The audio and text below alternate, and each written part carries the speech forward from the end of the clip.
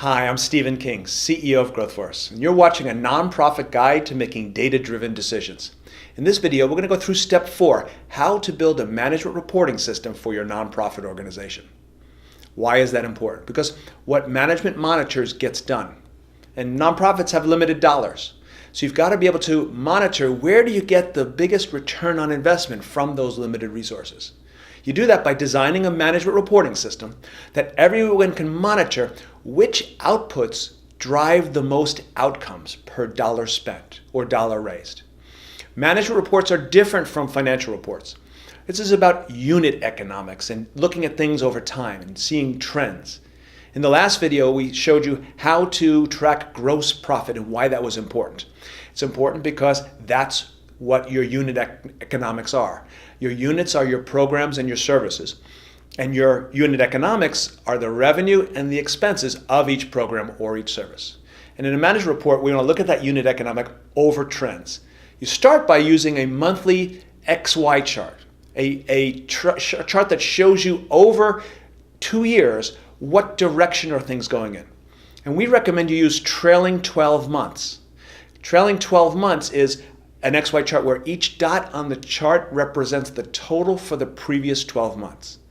That's important because it eliminates any seasonality. If you've got a big fundraiser in May, it'll make the beginning of the year look good, or if you have a slow period in the summer, trailing 12 months looks over 2 years to show you the real picture of what's going on in your economics. To get that unit economics, you have to make 2 changes to your chart of accounts. No matter what accounting system you want to use, you have to add cost of goods sold accounts.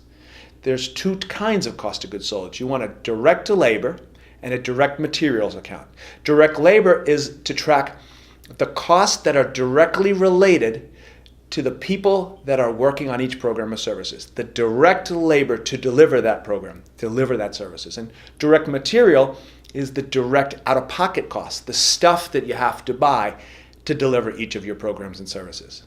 You want to look at that gross profit as a dollar amount and as a percent, so that as revenue goes up or goes down, you can see how well you're managing your programs.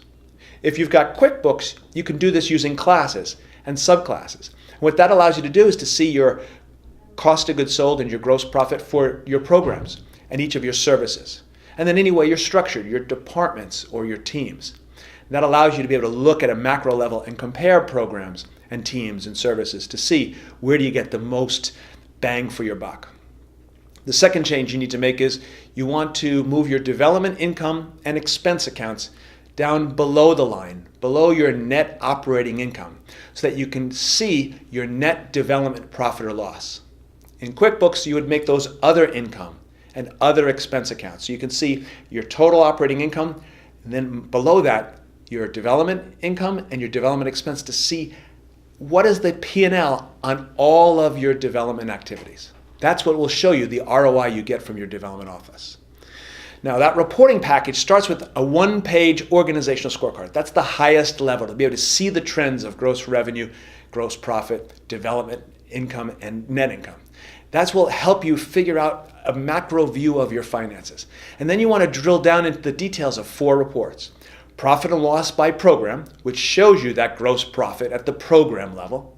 If you divide that then by the number of outcomes for each program, then you can see what is your revenue per outcome or what is your cost of each outcome.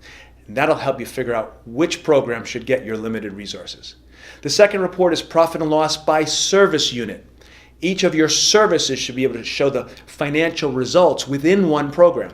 So you drill down from the program down into individual services so you can compare which of your services are most effectively using those limited funds. This is also a great way to show a donor the return on investment that you're going to get from your contribution. What are the outputs? What are the programs and services you're going to deliver from that contribution? And what does that do to achieve your mission? What are the outcomes that will come? And if you can give that tangible result to a donor, then you're going to raise more money. This is really valuable for your development office. The third is your profit and loss by client. So you can take that unit economics of your programs and divide it by the number of clients served and drill down to be able to see how much does it cost you to serve each client. And that tells you which clients are getting the most bang for your buck. And then finally, you want to look at a development profit and loss. This is a separate P&L for each of your development activities. You want to see the unit economics of your development program so you can see how much it costs and how much you earn to see what the ROI is. You'll find if you track the true cost, you get the labor cost especially allocated, you're not going to find that all those fundraisers are not as profitable as you think.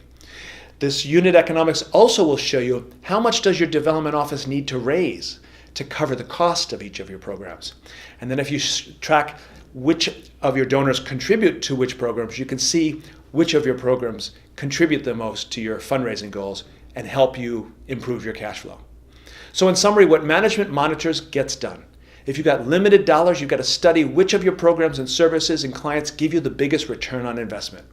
You want to look at unit economics over time and see what the revenue and the costs are for each of your programs, each of your services, and each of your clients so you can compare them and figure out where do you get the biggest ROI. You got to change your chart of accounts to get cost of goods sold above the line costs and separate your development income and expense below the line. And then create a reporting package to show you the big picture one-page scorecard, P&L by program, by service, by client, and then divide that by the number of outcomes to figure out which program, which service, and which clients help you achieve your mission. I hope you'll stay and watch our next video, which is Step 5, how to make data-driven decisions once you've got those management reports.